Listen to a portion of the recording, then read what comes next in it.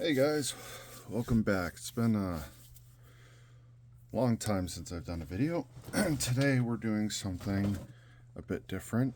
We're going to do a pedal kit. Aion DOI Guitar Effects. We're doing the Phobos. I think that's how it's spelled. Anyways, it's a Tone 3 Mark Bender, Germanium fuzz. They have all these pictures and everything. I'm going to be doing this probably in a few different parts because if I didn't, it'd be a very long video. Now, you obviously clicked on this video because you're interested if this kit is good, or if you're interested in buying this kit or something else, like what are things to know. And, you know, the first few pages are obviously all the content and everything. So there's going to be some stuff that I skip over because I have already, I built a bunch of pedals before. This is actually a pedal that I'm working on now. It's a reverb pedal. Typically what I do is I'll get the PCB from pedalpcb.com, great site. And then I basically have to find all the components and wire and everything myself. I'll go to places like Small Bear Electronics, love my switches, two great companies for parts. There's a few others out there. You can, if you can figure out Mauser and a lot of those other companies, then yeah, you could do some great stuff. But, for somebody who doesn't want to take the time, because something like this is even still less expensive than your typical pedal kit sometimes,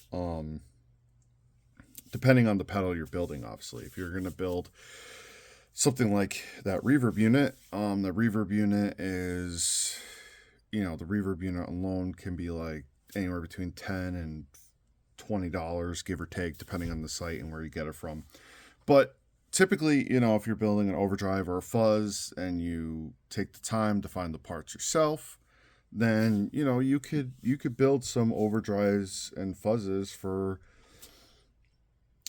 say around $20 to $40, give or take. And obviously it's very, depending on what you're doing. If you already have some of the tools already, that's great. If you don't, then obviously you need to spend a little more money to start up, but you're never going to have to buy those tools again, kind of a thing. So there are going to be some things that I'm going to skip over because I know some of this stuff, but there's some stuff in here that I think we should go over. There is a packing list, which is good. So I'm going to hold on to these packing lists off to the side. So the first video is going to probably be a little bit closer to the most boring video out of all of them. Only because, we're going to have to kind of go over what's in here and what's what, but I'm going to hold on to the packing list to the side. This is a general like tools page of like what you need and stuff like that. Yeah, you obviously need a soldering iron and 6040 lead solder is great. That's what I have here. I have Kester 6040, big old spool of it. I put the top facing down because if that ever gets scratched off, then I'm not scratching off the label as much, and I can kind of keep track of what I'm using and what I have. So, I use pretty thin solder wire. It makes it easier. Obviously, you need a soldering iron. Now, what soldering iron do I use? I have a Hakko or Hakko, Hakko. It's the FX 888D. Now, they have a newer version of it where it's really nice. I have the older version. I use the newer version at my actual job, but you can control the temperature basically of the soldering iron. Now, do you have to get this model to be an amazing solder pedal builder, yada yada yada? No, you don't. There are some great irons out there that are definitely less expensive. Um, but the biggest thing I would tell you is get a soldering iron that has temperature control, because um, they give some optimal temperatures here of what you should use. I find I always work in Celsius, even though I'm from the States. I, for some reason, always work in Celsius. I find that around 350 degrees Celsius works really well. It also depends on the iron tip that you use. Mine's a little dirty because I haven't cleaned it, but I use like a small wedge type tip. I don't quite use the pointed tips. You can if you want, but depending on the tip you use, depending on if you're gonna need a little more or a little less heat. Yeah, having a multimeter is great, and definitely having it nearby. This is a Klein Tools one. You can get these at like Home Depot or wherever. They're a decent, basic unit, which is great. I've gotten ones off of Amazon for like $20 that have been amazing as well, and they do a great job. Would I love to get a Fluke? Yeah, I would, but whatever. It is what it is. Some type of good solder pump is always recommended, even though I don't foresee needing to do anything right now, but you never know when you're gonna need it. I use these ones that are made in Japan. The reason why is they have these nice silicone tips. The silicone tip doesn't burn when you put it over the soldering iron, which is nice. So if you're going over a component and it's got a really good suction on it, I will add that every once in a while you might want to put a little oil in there. Nothing crazy. As you know, on this page, I do knife stuff too, so I have knife oil. Knife oil works perfectly fine, or just any kind of lighter oil. I always have some type of flathead screwdriver or standard, whatever you want to call it. Small, obviously, you want it small for the, that's, I don't know if you can see how small it is, but it's pretty small. This one's nice because it actually moves, so I can put that in my hand, in my palm, and I can move it with my fingers without having to sit there and move my whole wrist. These screwdrivers are great. These type of, 2-in-1, where you got the Phillips on one side and the flathead on the other. These are nice. I sometimes don't love using these because if you start moving it around or do something too heavy, this plastic part actually will move on you. So I have a backup smaller Phillips head screwdriver. It's never too bad to have more than one tool. I like these Weller flush clippers. They're nice and flush. I've used other brands. I've used other wire clippers and snippers. These ones are really nice. They work really well. They function. They feel great in the hand. They're not too big, not too small. I have some bigger wire clippers if needed. Don't expect to need those. I have wire strippers. I don't have them out on the table right now because that'll be later on down the line, because when we're only starting in the first parts. They recommend a rubber band. Tighten distressed nuts to avoid scratching or denting. I mean, if you just take your time with it, nothing needs to be overly over the top. So yeah, I mean, it's a nice resource if you don't know what you're doing or don't have those tools. I like this component identification pages. Obviously, it tells you what's what. It tells you what to expect, stuff like that, everything else. I'll keep these off to the side only because, if I want to show you something or explain something, I'll try to show you or explain it. So I'm going to keep those ones off to the side with the packing list.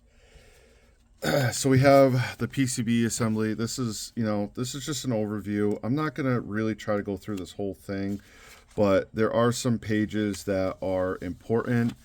What I mean by that is that, like, when you get to the resistors page, it tells you what R1 is supposed to be, what R2 is supposed to be, R3, R4, and so on and so forth. So these are going to be important. Now, I like the fact that when you print this document out, they go through the resistors, then the diodes, and then they go through the IC chips, and then, you know, this one has internal potentiometers, you know. Then it talks about going through the non-polarized capacitors versus the polarized capacitors. And, you know, there's also the wire headers and stuff like that. And these are great. This is a great little package. Now, I'm not endorsed by Aion. They never even asked me to do this. This is just for you, for entertainment purposes. I like this because it gives you a general, like, this is where you should start. This is where you should go to. So we're not going to talk too much more. I'm going to keep these off to the side because obviously I'm going to need to know the values of where they should go. So there's some pages I'm just gonna put them off to the side for now. They're not as important. I have, you know, my packing list and stuff like that. I have a notepad and a pencil if needed. Let's dive into the fun part. Excuse me. I don't know if you heard that. I try to cover my sneeze as best I could, but sometimes it doesn't always happen. This is the actual pedal kit. Now, I went for the full pedal kit, obviously. Excuse me, sorry. I should have paused the camera and did that, but I didn't. So I apologize. I went for the full pedal kit with the graphics already on the PCB, so that's actually a really nice powder coated matte finish PCB. Easily laid out. Everything's easily laid out. The pedals that I do aren't as fancy or aren't as nice because I kind of like that crude kind of thing. That's what I do. That's what I like. What else is in the box? You got packing slip, sticker, guitar pick. I don't know if you could see it, but over there's a pile of guitar picks and drawers, and I mean, this is just one drawer, and that's not even scratched the surface. I got I got probably 20 or 30 different drawers of guitar picks, so that'll go in the collector pick, which is nice. They have some stuff inside the box so you can scan if you need, but we're going to put the box off to the side.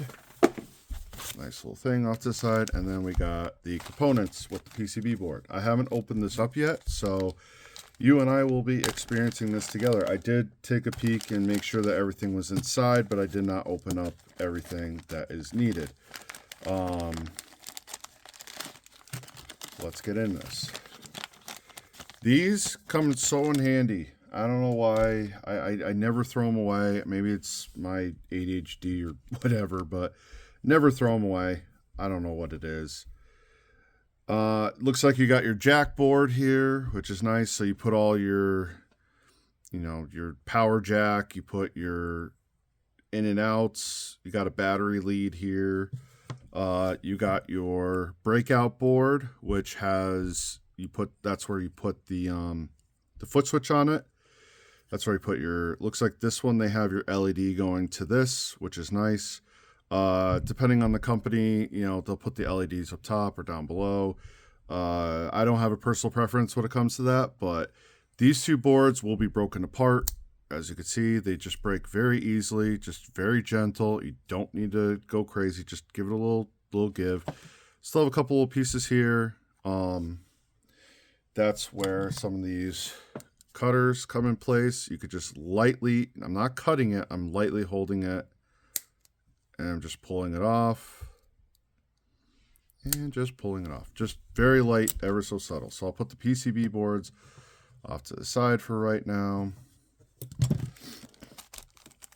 So this is what I was also interested in, but I'll get to that in a second. Here are my transistors. Now, When we get to the transistor page, I did go with germanium transistors. People are up and down about germanium.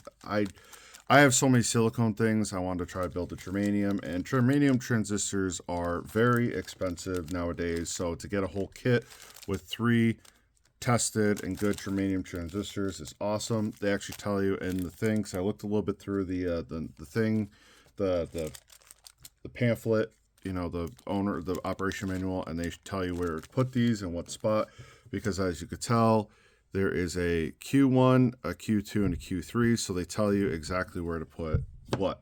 So that will come down the line. Here are all a bunch of bips and bobs, meaning there's a bunch of wires and everything here. Now, I don't dislike quick connect connectors. I don't dislike it. Is there a way, you know, as you could tell by the pedal that I'm currently building from scratch, except for the PCB board, obviously, I like to hardwire everything, you know, as much as I can. All the potentiometers are directly soldered to the PCB board, so that's how I usually like to build pedals. I just, anywhere where you can, hold on. I didn't mean to take my first pause break, but my kid had asked me a quick question. Quick connect versus not quick connect. It's kind of a personal preference. I work at a music store, so I work with, you know, a lot of quick connect stuff. So just got to kind of be careful with it. We got the knobs and everything here, which is nice.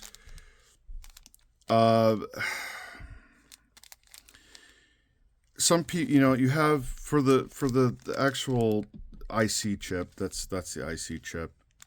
You have a board where you can actually plug in the IC chip, and then this then gets soldered to the actual PCB board. Now, as you could tell when I showed you this one earlier, I did not do that. It's all personal preference. At the end of the day, you could argue, yeah, this is better because you don't heat up this as much, and you have this where you can change them out easier, stuff like that. I don't know. I don't have a love or hate for the other for anything. I just like to make everything as straight of a connection as I can. But this isn't a bad way to do it. This might be even a better way to do it. It's personal preference. And I mean, some people will argue that it's not personal preference, but that's fine. Screws for the case. We got all the pots, LEDs. Pots are short for potentiometers. Yes, they give you, I was wondering, these are dust caps. I personally love dust caps. I have a whole thing over here of dust caps that I put on my potentiometers because sometimes the potentiometers have to sit directly basically on the PCB board. In this situation, looking at this, our tone is going to sit on the back where it will have a PCB board. As you can see, they put a diagram of where the PCB board should go on, or where the potentiometer should go on the PCB board. Sorry, misspoke. And you could see that it could potentially touch some of these other components. So not only is it a dust cap, it'll prevent any dust and stuff for whatever, but it will also help not ground out or short out anything. So we have our basic 3-button foot switch. We got a nice LED ring, which is great. So that's that. And this is what I was saying. Oh, I was curious about that, and then I kind of got off that subject. These are your components. Now, some components you can just read them and you'll be fine. Some components you can't. And what I mean by that is that you may need a multimeter to read some of these components. Now, these are all the components that we're pretty much going to be starting with, so I'm going to pull these out. I do have my soldering iron on right now. Now I want to see something. Oh, so this is cool. This is actually wicked cool. I did not expect this. I don't know if you could see it. I will try to do the best I can. They actually have the values written directly on the resistors. So that makes it even easier. With capacitors, these are the polarized capacitors, so they have a positive and negative. Those always, it doesn't matter what brand you get, they will tell you what they are. They will tell you what spec they are. They'll tell you the farads and the voltage. So this is a 10 U farad, which the U is actually micro, so 10 microfarads with 50 volts. Oh, that's cool. So some of these capacitors, these are some of these are ceramic capacitors. Oops, I just dropped that by accident. Some of these are ceramic capacitors. I don't know if that's what they're calling them. They're calling them MLC, so multi-layered ceramic capacitor. Okay, yeah, well, that's just the fancy name for it. It's a ceramic capacitor, but they actually put what it is on there, which is nice. These are non-polarized, so meaning that it doesn't matter if you put in a positive or a negative. We have some of our diodes here. Let's see what else we got. We got another capacitor. Yep, and they actually have it labeled again. Very nice. Kudos to you guys for doing that, which is awesome.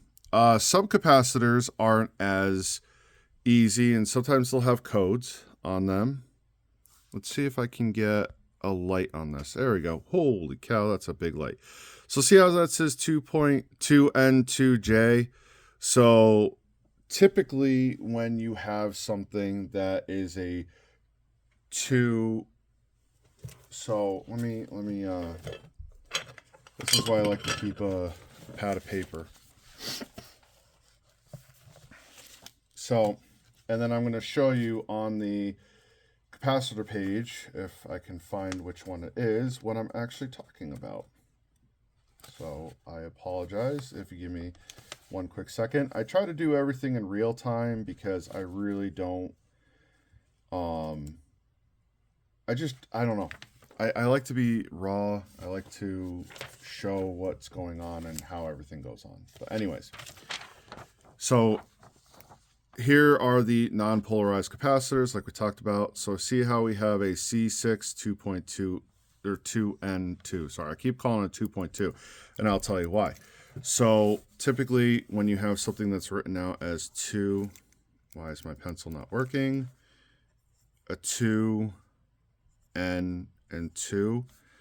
Typically that equals a 2.2 nanofarad capacitor.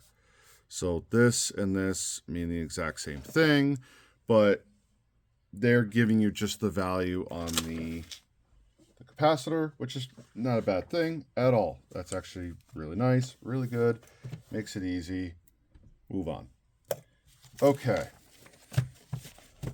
So now that we kind of have a general idea of what parts we have, now that we know what we're going to be reading, the only one I don't know about is this other ceramic capacitor, but this could possibly be the I can never pronounce this word. That I don't believe that is that, because usually that type of capacitors are polarized, and there will be a positive. So this just says 104. So I believe this is just a standard ceramic capacitor. Now,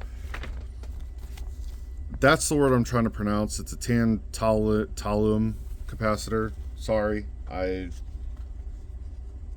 mispronounced it. Pardon me. I don't mean to. I think this is just a general, like, what are the parts called? You know, I don't think that we have any of those. So that's why that one threw me off a little bit. But actually on there, it's going to be super hard to see. So I don't expect you guys to see it. Don't mind my nail, but see how it says a 104. So if I go back to the non-polarized capacitor page, where are we? So on the non-polarized capacitor page, I am looking for something that is a 104.